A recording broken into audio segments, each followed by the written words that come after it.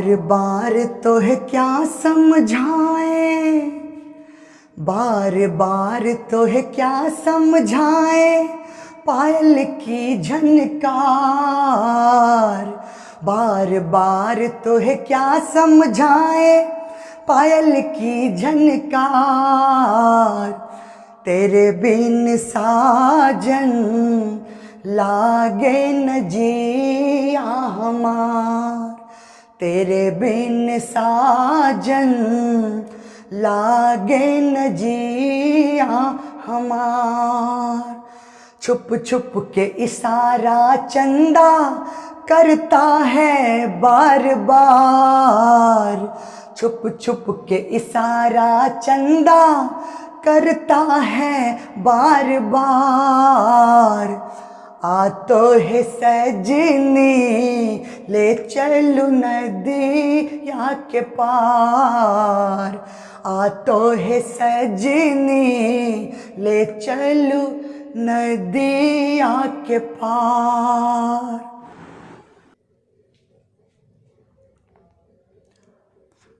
कभी खुशियों की सरगम लिखेंगे, कभी आँखों का पानी लिखेंगे। कभी खुशियों की सरगम लिखेंगे, कभी आँखों का पानी लिखेंगे। मिलके अब हम बड़े प्यार से जिंदगी की कहानी लिखेंगे। कभी खुशियों की सरगम लिखेंगे, कभी आँखों का पानी लिखेंगे।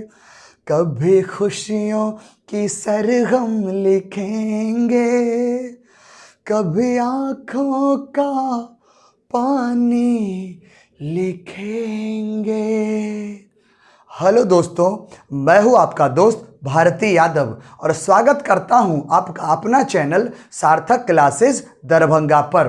दोस्तों, अभी हम लोग डिस्कशन क्लास कर रहे हैं और अभी बाल विकास का ही डिस्कशन चल रहा है। 31 जनवरी 2021 के जो क्वेश्चन है पेपर 1 का, उसका डिस्कशन हम लोग अभी कर रहे हैं बेहतरीन और ज़बरदस्त तरीके से, चारों ऑप्शनों के साथ कि क्यों सही है, क्यों गलत है, क्या रीज़न है, सब कुछ बताते हैं। और मेरा सीधा सा एक लाइन में है कि उतारे तो डायरेक्ट जहन में उतारे। दोस्त, वही करने का प्रयास करते हैं। और अपना ऑफलाइन क्लास भी चल रहा है सार्थक सीटेड क्लासेस दरभंगा में। अगर चाहते हैं कि सिंगल अटेम्प्ट में गारंटेड रिजल्ट चाहिए, 2022 में सरकारी शिक्षक बने, मास्टर बने, तो आइए, आपका जो सपना है उन सपनों को पंख और हौसला दोनों देने का काम करती है सार्थक सीटेड क्लासेस दरभंगा। और दोस्त, अगर आप चैनल पर पहली बार हैं तो सब्सक्राइब कर दीजिएगा, अच्छा लगे तो लाइक भी कर दीजिएगा और अपने मित्रों को भी शेयर कीजिए। एकदम फ्री क्लास दे रहे हैं दोस्त, फ्री क्लास दे रहे हैं ताकि आपका एनर्जी लेवल है ना वो एकदम बढ़ जाए। एग्जाम में जाए ना तो 30 में 30 उठा ले। बस थिंकिंग जिस तरह से हम दे रहे हैं, आपको समझाने का प्रयास करते हैं, बस वो लॉजिक जो दे रहे हैं ना, बस उस लॉजिक को पकड़ने का प्रयास कीजिए।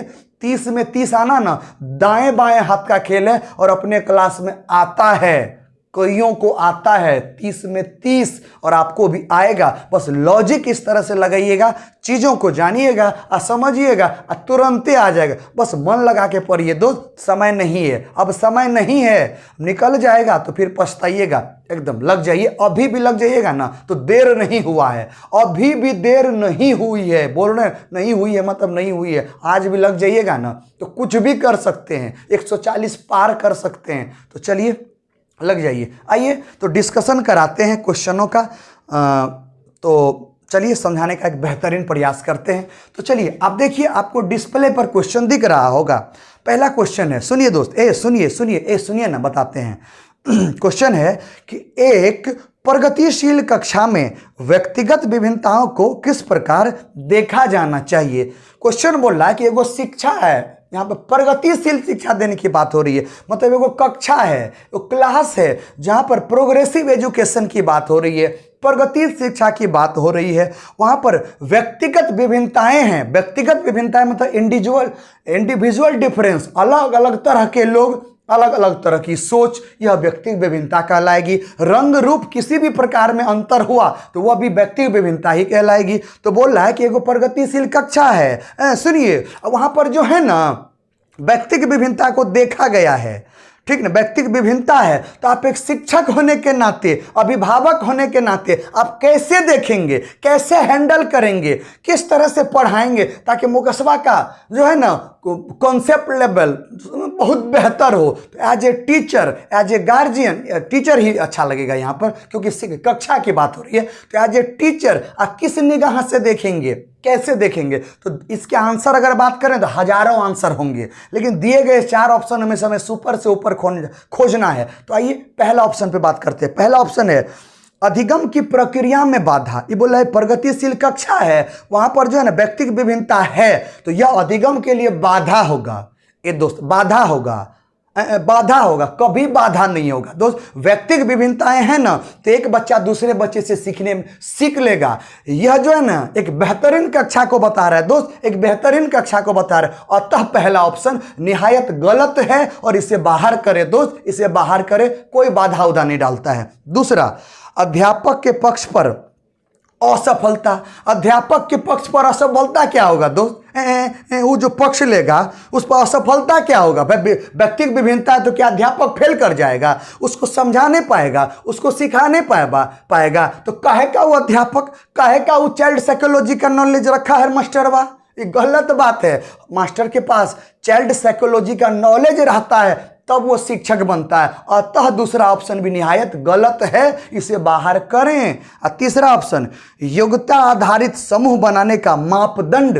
बोला शिक्षक होने के नाते हम शिक्षक क्या करें जानते हैं? योग्यता आधारित, कि तेज बच्चों का एक अलग ग्रुप बनाएंगे, एवरेज बच्चों का अलग ग्रुप बनाएंगे और कमजोर बच्चों का अलग ग्रुप बनाएंगे। तो भैया ये ग्रुपों में बांटना, ये तो 2 नजरिया हो गया। आप अलग अलग निगाह से देख रहे हैं, तो जो कमजोर है वो तो कमजोर रह जाएगा। इस तरह से नहीं किया जा सकता है। इससे क्या होगा ना, जो बच्चा है उसके अधिगम पर इफेक्ट पड़ेगा, मनोबल टूटेगा। अतः तीसरा आंसर भी नहीं होगा। अब बोले चौथा तो होगा। हाँ जी बिल्कुल, अब चौथा को होना पड़ेगा, लेकिन क्यों चौथा होगा ना, ये जानना जरूरी है दोस्त। और वही सिखाने का प्रयास कर रहे हैं कि क्यों 3 गलत है और क्यों चौथा ही सही है। तो सुनिए, वो बताते हैं। सारा वीडियो में ऐसे ही पढ़ाते हैं और क्लासों में ऐसे ही पढ़ाते हैं। वहाँ थोड़ा टाइम रहता है तो और गहराई में क्या क्या आंसर हो सकता है सभी पर डिस्कशन किया जाता है, और उसमें से जो बेहतरीन होता है उसका सिलेक्शन किया जाता है। अगर चलिए बात करते हैं इस पर। चौथा ऑप्शन कि अध्यापन अधिगम प्रक्रिया की परियोजना के लिए महत्वपूर्ण है। बोलता है कि यह पढ़ाने के लिए जो प्लानिंग किया जाता है, अधिगम के लिए जो प्लानिंग किया जाता है, उस प्रक्रिया के लिए महत्वपूर्ण है व्यक्तिगत विभिन्नता का होना एक प्रगतिशील कक्षा में। दोस्त एकदम सही बात है, एकदम सही बात है दोस्त। इसे लॉक लगाएं, इसे लॉक लगाएं। तो इस क्वेश्चन का सबसे बेहतरीन और सुपर से भी ऊपर आंसर ऑप्शन नंबर 4 होगा दोस्त, ऑप्शन नंबर 4 होगा। चलिए बात करते हैं अब अगले क्वेश्चन की। आपको दिख रहा होगा डिस्प्ले पर क्वेश्चन दिख रहा है। चलिए अगला क्वेश्चन है, एक समावेशी कक्षा में ... पर जोड़ होना चाहिए। इंक्लूसिव एजुकेशन की बात हो रही है, तो उस कक्षा में बोला किस पर जोर होना चाहिए, किस पर फोकस देना चाहिए। एक शिक्षक को किस पर फोकस करना चाहिए ताकि बेहतर अधिगम हो, मुकसबा अच्छे से पढ़ ले, क्वालिटी के साथ, रटे नहीं, समझ अर्थों का निर्माण करे। तो उसके लिए समावेशी कक्षा में एक शिक्षक को क्या करना चाहिए दोस्त, वो पूछ रहा है। पहला, प्रदर्शन अभिमुखी लक्ष्यों पर, मतलब समझ रहे हैं, प्रदर्शन की बात है, एगो लक्ष्य बना दीजिए, एगो टारगेट बना दीजिए, ओरिएंटेशन उसकी ओर बोले रे उस लक्ष्य को प्राप्ति के लिए समझ में आ रहा है, प्रदर्शन करो, शो करो। ऐसा होता है? नहीं होता ऐसा, बाहर, बेकार आंसर है, बाहर कीजिए इसे।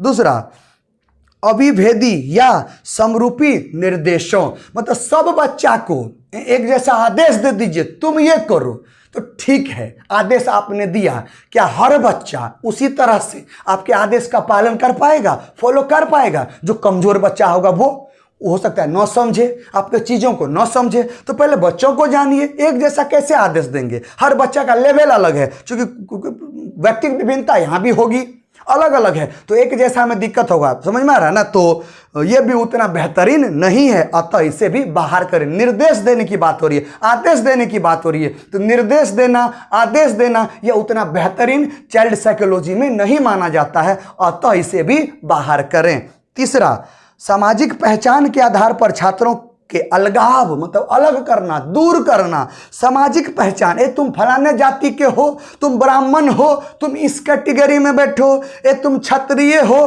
तुम हूँ वाला में बैठो, तुम वैश्य हो, तुम ही वाला में बैठो, और तुम शूद्र हो, लटके रहो हवा में, ऐसे बांटिएगा।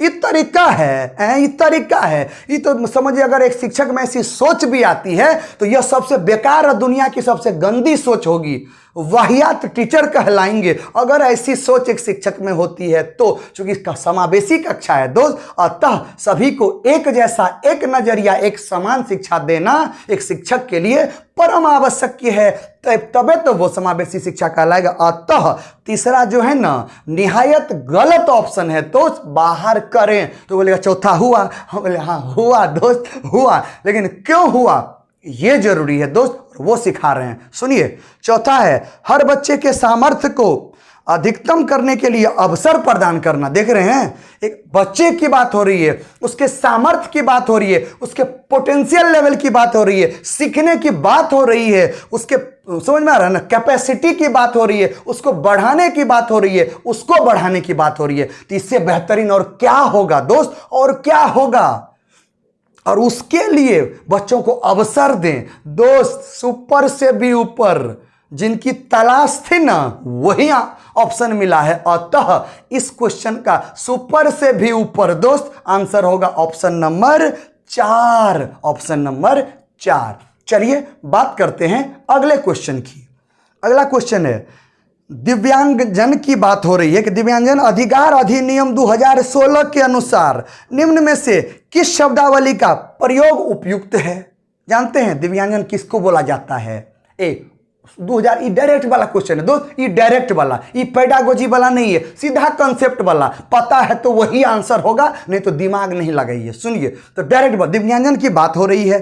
दिव्यांगजन जानते हैं क्या होता है? दोस्त सुनिए ना, वैसे बच्चे जो विकलांग हो, किसमें? शारीरिक रूप से अक्षम, निर्योग्य बच्चा, इसी को बोलते दिव्यांगजन बोलते हैं दोस्त। तो इसका डायरेक्ट आंसर लगाएं तीसरा, जिसे शारीरिक दिव्यांगता है। डायरेक्ट यही आंसर होगा दोस्त, इसका सीधा आंसर वही होगा। मंदित छात्र समझ ना क्या होता है? मंद बुद्धि वाला, IQ जिसका 90 से कम हो, 75 हो, 80 हो, पढ़ाएंगे आज 15 दिन बाद समझ में आएगा, तो वो नहीं होगा। दूसरा है विकलांग छात्र। तो सुनिए, विकलांग छात्र ना, ये वो अच्छा वर्ड नहीं है उसको बोलना, तुम विकलांग हो, रे मुकसबा तुम्हारे बगल में विकलांग नहीं, अच्छा नहीं है। तीसरा, चौथा, जिसका अशक्त शरीर है, कमजोर शरीर है, ये सब समझ लो, अच्छा नहीं लगता है बोलने में, बच्चा डिमोटिवेट हो जाएगा, बोलेगा हमको बांट रहा है, अतः आंसर होगा तीसरा। आगे समझ में। अगला क्वेश्चन की बात करते हैं। देखिए दोस्त, अगला क्वेश्चन है, डिस्प्ले पे आप देखें, डिस्प्ले पे अगला क्वेश्चन है कि अधिगम कठिनाइयों से जूझते छात्रों की जरूरत को संबोधित करने के लिए अध्यापक को क्या नहीं करना चाहिए? सुनो ना, क्वेश्चन क्या बोले जानते हैं? एक मुकसबा है, वो अधिगम कठिनाइयों से जूझ रहा है, उसको अधिगम करने में, सीखने में, स्टडी करने में बहुत मुसीबत, दिक्कतों का सामना करना पड़ रहा है।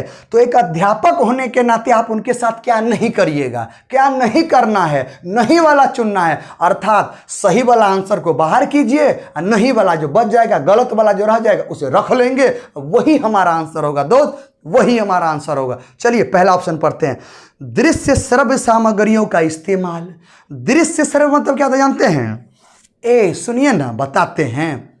दृश्य मतलब देखना, और श्रव्य मतलब सुनना, और सामग्री मतलब वस्तु जिसका आप यूज करते हैं, टेक्नोलॉजी भी हो सकती है। तो बोला ऐसा चीज जिसमें दिखाई भी दे सुनाई भी दे। जैसे बोल रहे हैं प्रोजेक्टर पे पढ़ाइए, लाउड स्पीकर लगाइए तो प्रोजेक्टर डिस्प्ले उस पर दिखाई देगा। जैसे अभी आप हमको सुन रहे हैं तो बोर्ड पे आपको क्वेश्चन दिख रहा है ना डिस्प्ले पे, तो वो क्या हुआ, वो दृश्य हुआ। और हम जो बोल रहे हैं, जो आपके कान तक आवाज पहुंच रही है मेरी, वह क्या हुआ, श्रव्य हुआ। तो अगर ऐसे सामग्रियों का कक्षा में यूज करते हैं तो अधिक ज्ञानेंद्रियों का प्रयोग किया जाएगा बच्चों के द्वारा। बच्चा एक्टिव रहेगा, सीखेगा, तो अधिक हम कठिनाई रहबे नहीं करेगा दोस्त। लेकिन हमें बोला नहीं वाला चुनने के लिए, ये तो हाँ वाला है, अतः इसे बाहर करें, ये आंसर नहीं होगा। दूसरा, संरचनात्मक शिक्षा शास्त्रीय उपागमों का इस्तेमाल। बोला ऐसे चीजों का इस्तेमाल कीजिए, ऐसे चीज का उपयोग कीजिए जिससे बच्चा संरचनात्मक बने, अपसारी बने, बच्चा निर्माण करे, क्रिएट करे, वो करना है। अगर इतना बच्चा करने लगा तो बच्चा अधिगम नियोग थोड़ी कहलाएगा, नहीं कहलाएगा दोस्त। इतना होने पे तो बच्चा वैज्ञानिक हो जाता है। अतः ये जो ऑप्शन नंबर 2 है ये भी यहां पर सूट नहीं कर रहा, इसे भी बैकआउट करें। चलिए बात करते हैं तीसरे ऑप्शन की दोस्त। तीसरा है व्यक्तिगत शैक्षिक योजना बनाना। हाँ, ये ठीक लग रहा है कि एक शिक्षक व्यक्तिगत शैक्षिक योजना बनाएगा कि हमें क्या पढ़ना है, क्या पढ़ाना है, कैसे पढ़ाना है, कैसे मुकस्बा का सिखाए। इतना व्यक्तिगत प्लानिंग बनाई जाती है तो पॉजिटिव में हो गया, ये तो सही बात हो गया।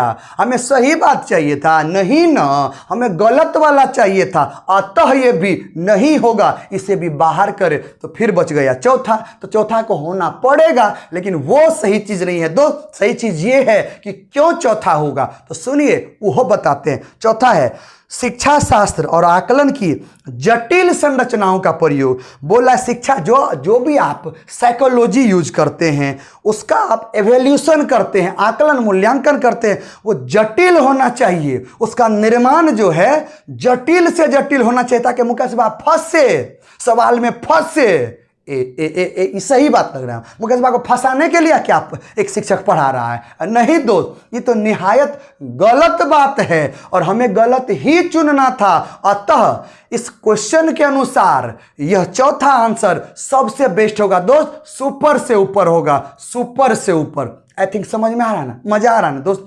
सुनिए ना, थोड़ा सब्सक्राइबर बढ़ाइए ना दोस्त, सब्सक्राइबर बढ़ाइए ना। समझ में आ रहा है? बेहतर क्वालिटी देने का प्रयास करते हैं, एक सार्थक अधिगम देने का प्रयास दोस्त करते हैं कि सीधा जहन में उतरे दोस्त, यही का यही दिल में उतरे दोस्त, ताकि कभी भूले नहीं। वो देने का प्रयास करते हैं दोस्त, वो देने का प्रयास करते हैं। और अच्छा लगे तो मित्रों को भी दोस्त भेजिए, वीडियो शेयर कीजिए। चलिए बात करते हैं अगले क्वेश्चन की कि सृजनात्मकता की पहचान का प्रमुख लक्षण क्या है। देखिए क्या लक्षण है सृजनात्मकता का। सृजनात्मक जानते हैं, निर्माण करने वाला का क्या लक्षण है। समझिए, एगो कक्षा है, माना कि समावेशीय कक्षा है, उस कक्षा में एक शिक्षक होने के नाते कैसे पहचानिएगा कि मुकस्बा सृजनात्मक है या सृजनात्मक है, क्रिएटिव है, निर्माण करने वाला है, वैज्ञानिक पद्धति सोच वाला है, एक ही चीज को तरह तरह से समझा सकता है, प्रैक्टिकल एग्जाम दे करके बता सकता है। इतना सुपर से भी ऊपर मुकस्बा है, तो कैसे पहचानिएगा दोस्त, कैसे पहचानिएगा? तो पहचानने का बहुते तरीका है। अरे समझ में ये बोला लक्षण, कि कैसे लक्षण से जानेंगे दोस्त? तो दिए गए ऑप्शन से बात करते हैं ना तो बेहतरीन होगा। पहला है कम परिज्ञानता या बोधगम्यता। कम ज्ञान होगा तब जानेंगे, कम ज्ञान होगा तो सृजनात्मकता होगा,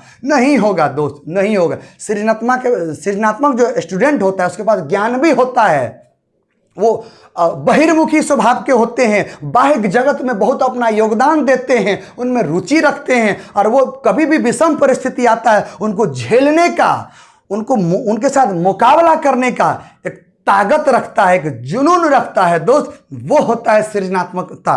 तो पहला जो है वो बोला बकलोली, ये आंसर नहीं होगा, पहला बाहर करे। दूसरा अपसारी चिंतन। ए दोस्त, अपसारी चिंतन वैसा डाइवर्जेंट थिंकिंग, जो किसी अगर इस ऐसे बच्चे के सामने अगर कोई समस्या दे देना तो उसके समाधान हजारों निकाल देंगे या हजारों तरीके से निकालेंगे, विभिन्न दिशाओं में सोचेंगे कि बेहतर कैसे बनाया जाए दोस्त, बेहतर कैसे बनाया जाए। तो जो एक ही क्वेश्चन पर तरह तरह का दिमाग लगाता है, ऐसे नहीं ऐसे, क्या ऐसे होगा, अगर ऐसा होगा तो क्या होगा। तो वही तो सृजनात्मकता होता है और यही सोच तो कहलाता है अपसारी चिंतन, कि दिए गए तथ्यों के आधार पर बच्चा अपने मन से भी कुछ लगाकर चिंतन मनन करके तब रिजल्ट देना, वो कहलाता है अपसारी चिंतन, डाइवर्जेंट थिंकिंग कहलाता है दोस्त। आउट ऑफ बॉक्स चिंतन भी इसी को बोलते हैं, आउट ऑफ बॉक्स चिंतन। ई वाला बउआ होता है ना, भौजी से बहुते मजाक करता है, मतलब हंसी मजाक वाला भी रहता है, ये वाला सृजनात्मकता। अतः डायरेक्ट आंसर यही होगा दोस्त, यही आंसर होगा ऑप्शन नंबर 2। हालांकि तीसरा भी क्या है इसको भी समझते हैं। तीसरा है अति सक्रियता। हाँ, सक्रियता रहता है, सही बात है, एक्टिव रहेगा तबे ना बच्चा करेगा, तो सही बात है। अगला असतर्कता, मतलब सतर्क नहीं रहता है, सावधान नहीं रहता है, ये आंसर नहीं होगा। तो अति सक्रियता, जो सक्रियता रहेगा वही अपसारी चिंतन होगा। तो मास्टर, तो दोस्त मास्टर वाला आंसर लीजिए, मास्टर का पीस नहीं, अति सक्रियता तो एगो पीस है, एगो भाग है, किसका, अपसारी चिंतन वाला का या सृजनात्मकता का, तो ये पीस है, मास्टर आंसर लीजिए। जब घर में दादाजी अवेलेबल है तो पोता को काट देने से कुछ होगा, सीधा दादाजी को इनविटेशन दीजिए, मतलब पूरे घर को इनविटेशन मिल गया। तो मास्टर आंसर लीजिए। तो इसका आंसर क्या होगा दोस्त, ऑप्शन नंबर 2 होगा, अपसारी चिंतन। चलिए बात करते हैं अगले क्वेश्चन की। अगला क्वेश्चन है दोस्त, सुनिए, कि विविध पृष्ठभूमि के अधिगमकर्ताओं को संबोधित करने हेतु एक अध्यापक को, दिए गए ऑप्शन के अकॉर्डिंग बात करेंगे। बोला सुनिए, एगो कक्षा है, माना कि समावेशी कक्षा है, तो समावेशी कक्षा में जो आपकी कक्षा है उसमें विविध पृष्ठभूमि के बालक हैं, अलग अलग बैकग्राउंड के हैं, आर्थिक स्थिति से भी हो सकती है, जाति के आधार पे भी, रंग रूप के आधार पे भी, सोच के आधार पे भी, किसी भी तरह से उसका बैकग्राउंड अलग है। बहुत सारे बैकग्राउंड के बच्चे आए हैं अधिगम करने के लिए, सीखने के लिए, आपकी कक्षा में स्टडी करने के लिए। तो एक शिक्षक होने के नाते आप क्या करेंगे, कैसे हैंडल करेंगे, क्लास को कैसे बेहतरीन करेंगे ताकि मुकेशवा को समझ में आए, रमेशवो को समझ में आए और उसके दोस्तों को भी समझ में आए। अब समझ में आ गया क्वेश्चन, तो पढ़ते हैं ऑप्शन नंबर पहला, कि विविधता संबंधित मुद्दों पर बातचीत टालनी चाहिए। ये जो विविधता है, डाइवर्सिटी है, जो भारत अनेक भाषाओं का एक देश है जहां पर बहुत सारी भाषाएं बोली जाती है, बहुभाषिकता है अपना देश। और अपना देश तो इस धरती पर सबसे खूबसूरत, जिसे सोने की चिड़िया कहा जाता था दोस्त, वो देश है हमारा, वो देश है, अनेकताओं में एकता का प्रतीक है। तो बोला कि वो विविधता संबंधित जो मुद्दा है, जो टॉपिक है, उस पर बातचीत नहीं करेंगे, टाल देंगे, ध्यान नहीं देंगे। तो यह एक शिक्षक का लक्षण है, इस शिक्षकवा कहलाएगा, ये बेकार वाला शिक्षक कहलाएगा। अतः पहला ऑप्शन निहायत गलत है। बात करते हैं दूसरे क्वेश्चन की, कि विविध विन्यासों से उदाहरण लेने चाहिए। हाँ, अलग अलग जगहों से, अलग अलग तरीकों से, अलग अलग वे से, थोड़ा मुकेशवा का, थोड़ा रमेशवा का, थोड़ा फलनमा का, थोड़ा उसका, अलग अलग जगहों से उदाहरण लीजिए, तब बच्चों को समझाइए, तब बच्चों को संबोधित कीजिए। देखिए बच्चा को कितना मजा आता है दोस्त, बच्चा ना इच्छा शक्ति इतनी बढ़ जाएगी, रुचि इतनी बढ़ जाएगी कि आपकी तरफ अट्रैक्ट हो जाएगा, आपकी बातों को बच्चा समझेगा, समझने का प्रयास करेगा। तो यह एक शिक्षक को करना चाहिए, अलग अलग तरीकों का उदाहरण लीजिए, मल्टीपल टीचिंग स्टाइल होना चाहिए, ऐसे नहीं तो ऐसे भी होगा, ऐसे नहीं तो ऐसे भी होगा। और वो कक्षा सबसे बेहतरीन कक्षा मानी जाती है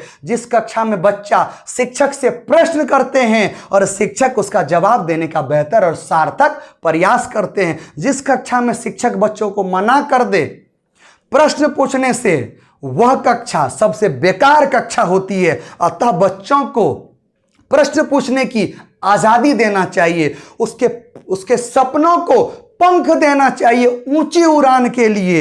ये बोला, ये कब होगा, जब विविध विज्ञानों से उदाहरण लेंगे तो तब ना बच्चे को समझ में आएगी। अतः दूसरा जो है ना, बहुत बेहतरीन बात किया गया, इसे डॉट में रखे। तीसरा, सभी के लिए मानकीकृत आकलों का इस्तेमाल करना चाहिए। बोला जितना भी बच्चा है ना, अलग अलग पृष्ठभूमि से आया है ना, सबके लिए एक स्टैंडर्ड, एक मानक आकलन, इवैल्यूएशन, एक टेस्ट होना चाहिए।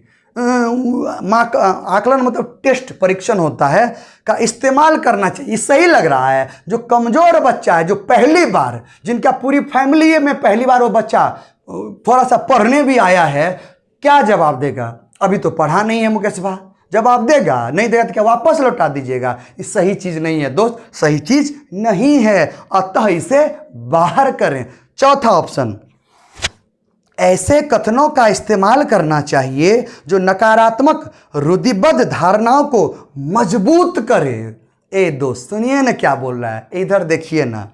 बोल रहा है कि वो शिक्षक होने के नाते कक्षा में ऐसे स्टेटमेंट, ऐसे कथन, ऐसा चीज आप करिए, चाहे बोलिए, जिससे नकारात्मकता, रूढ़िबद्धता, रूढ़िबद्ध मतलब क्या होता है? परंपरागत बातों को बिना तर्क का, बिना लॉजिक का, गलत है अब फिर भी मान रहे हैं कि सही बात थोड़ी न है, ये रूढ़िगत धारणाएं हैं।